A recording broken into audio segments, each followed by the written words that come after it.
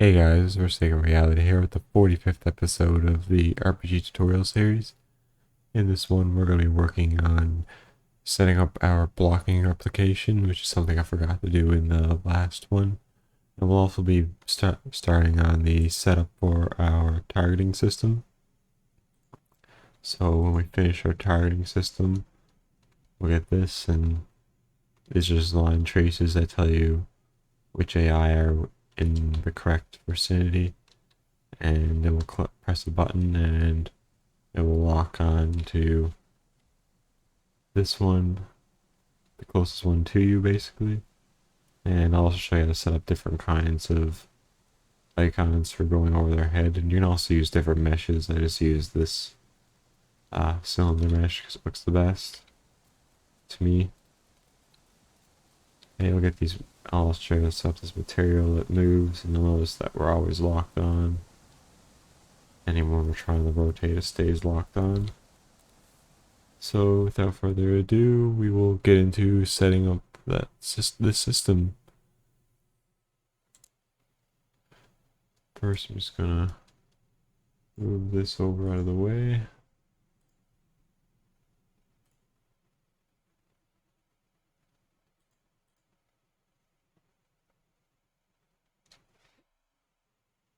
Alright, so we're gonna want to open up our character, I believe.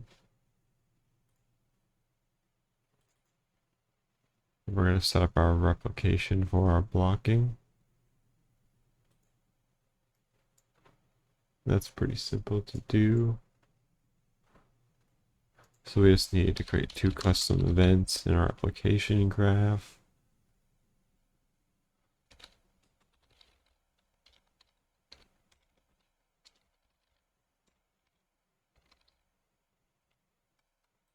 And one more.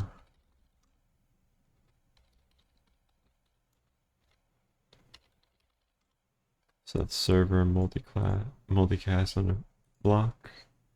And we'll run that on server and reliable. Multicast to reliable. And we'll get our combat component because that's where our blocking variable is. And we'll set that here.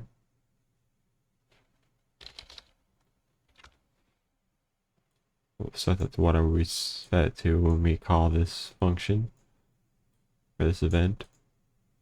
And then we will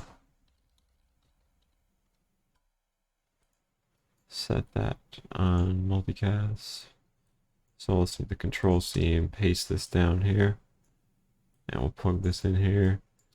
So whenever it runs on server, we'll also multicast it.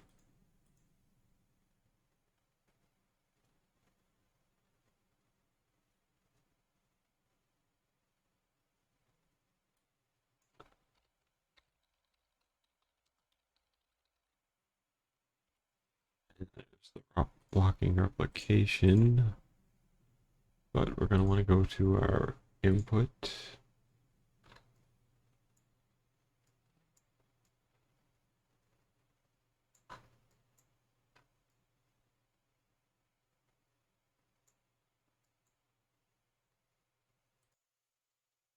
And in our input graph, we're going to go to our heavy attack function, which we can probably go to our project settings.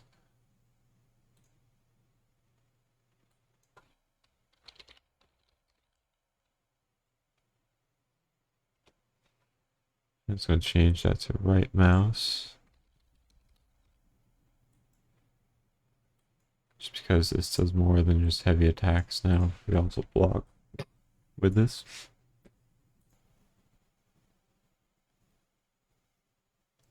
Once we do that, we can right click,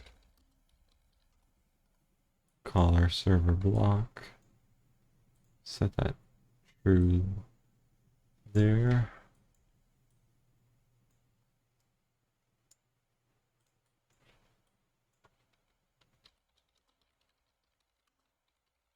So we can just keep that comment in there. And call call this function again, and we'll just leave it false. And that was set blocking to false.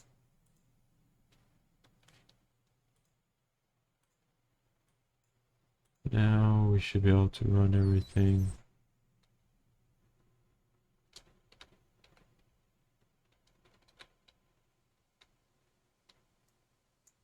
Our block animation will play across server and client. So that's that fix there. Basically just replacing our booleans in our character.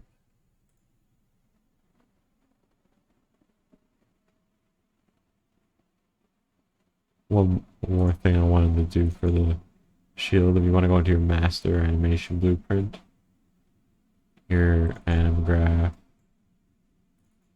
default, run. I know it's for the weapon, for the shield, run. We have an animation actually set up for that. So if you go to your animations, get your shield, run, we can plug that in there. And now we should be able to run with just the shield equipped, which would be probably a bug you would have noticed if you had tested that out. So that's one more thing fixed, and now we will begin on our targeting system. Alright, so the first thing we're going to want to do, let's go to our master AI, and we will, just going to move this over. We'll need a function to check the distance between the AI and the player. So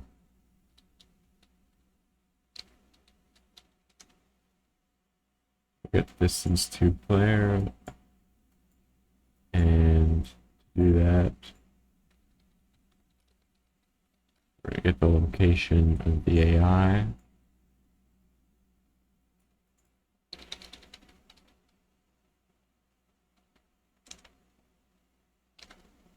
We're going to do a line trace for objects, and we're going to start from the AI,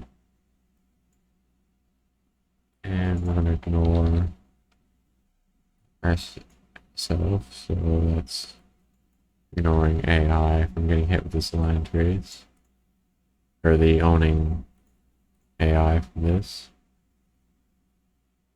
Object types, and we can trace for different kinds of objects this way, but we're going to be looking for our pawn, which is our player. If you go into here and scroll down, you'll notice that your object type is pawn. So that will ignore the AI and search for pawns, and the end is going to be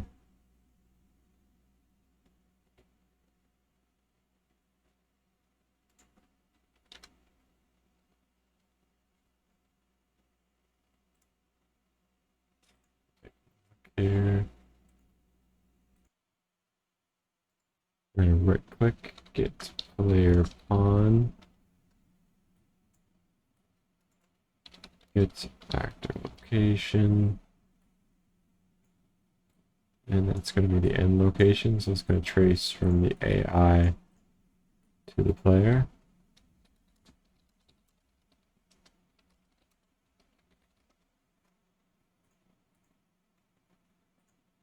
And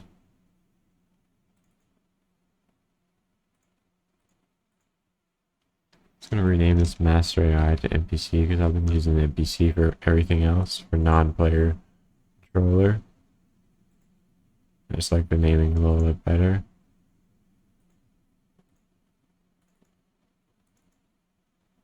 So now that we have this trace done, tracing from our NPC to our player, we want to break the hit results. And distance we want between these two, AI and the player, we want to promote that to a variable.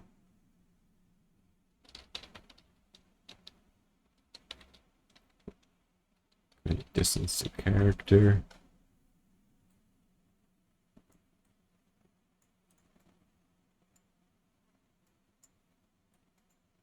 And we're going to need to create a variable that is going to be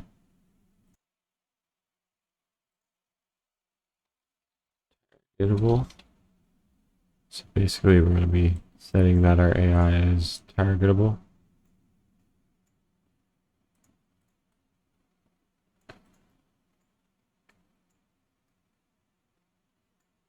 And I'm just going to adjust this.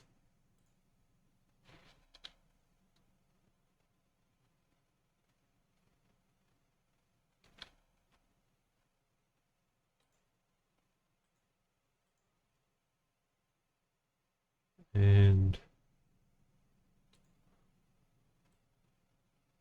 I'll use a different color here. Green for the trace and purple for the hit, just so I can see the difference.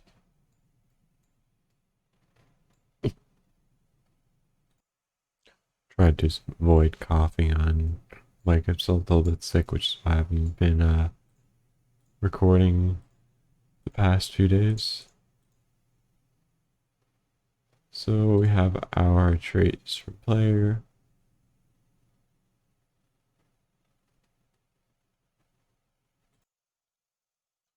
I'm gonna quickly comment these.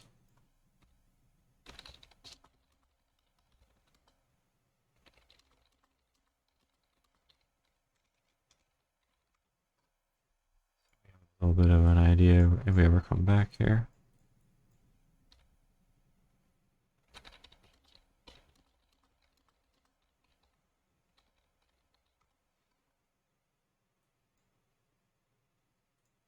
Let's remove those bubbles.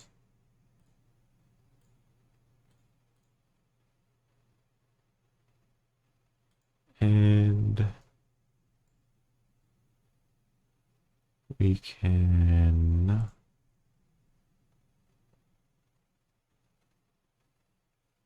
okay, so there AI reference isn't here. So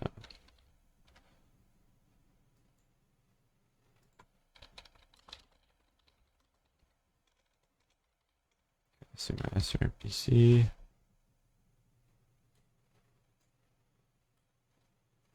This all this works after is just a little test. And the object will be, or maybe I will do it this way.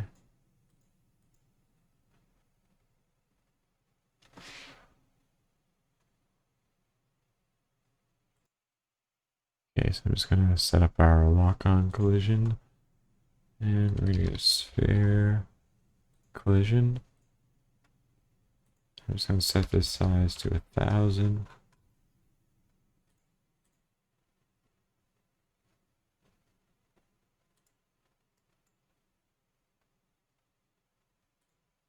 And we'll do our event graph.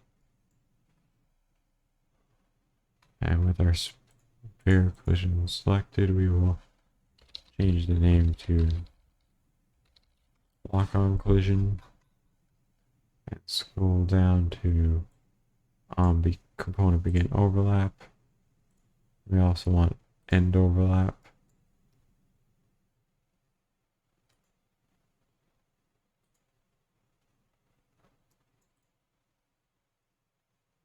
And the way we're going to do this is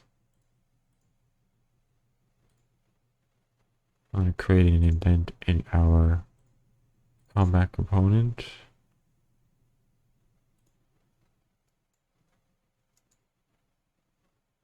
And this is going to be called begin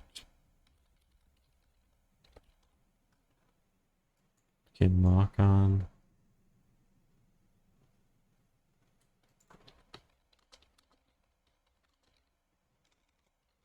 We're going to cast to our master NPC class.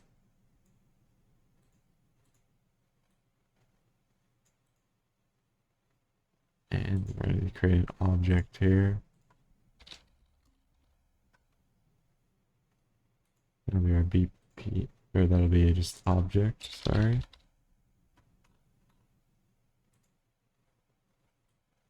plug that in there. That's our NPC ref. Actually, I can put an underscore there. And this will allow us to get our distance to player function when we begin the lock on. And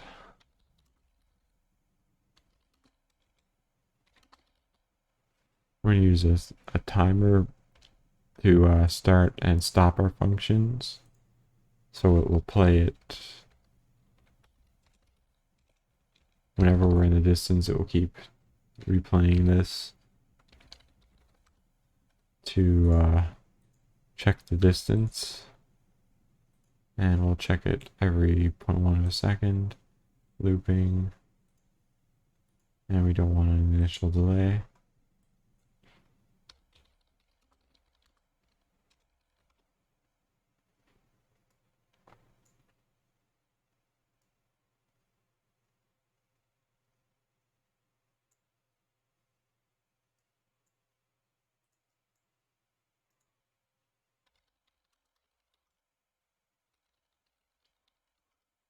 And we'll create one for end lock on. I'm actually gonna copy and paste this one here. So I get this, recreate it.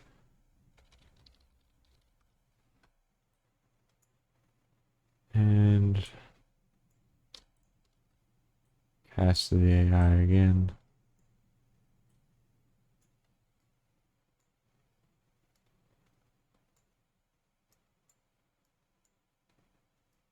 And from here we are going to pause timer by function name. And the function is distance to player. So in AI, distance to player is your function that we're starting and setting a timer, running it every tick, looping it till this happens, and this is going to happen when we overlap, and it's going to keep running and running it every 0.1 of a second, and it's going to end it when we leave the collision.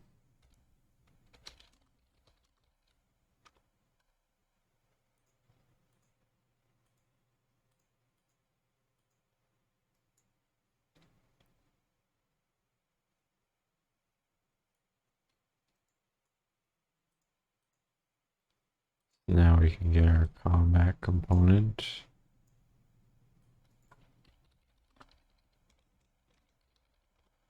And when we enter,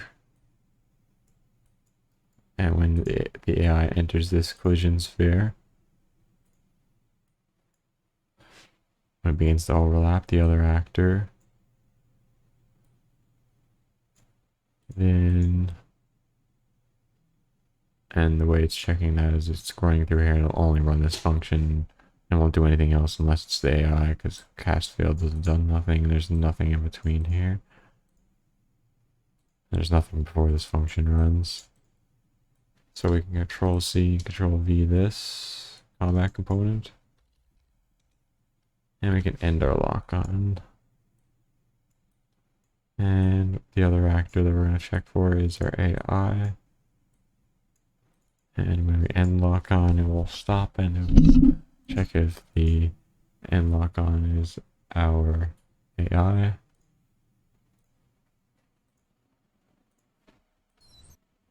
And now we can see that our trace is working, but it shouldn't be, and the distance is working as well.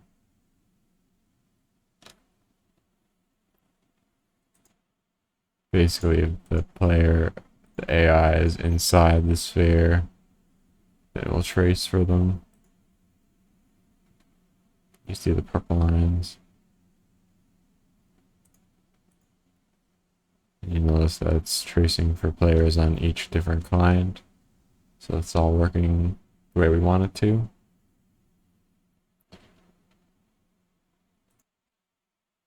That's going to be everything for this episode. In the next one, we'll continue on with our targeting system.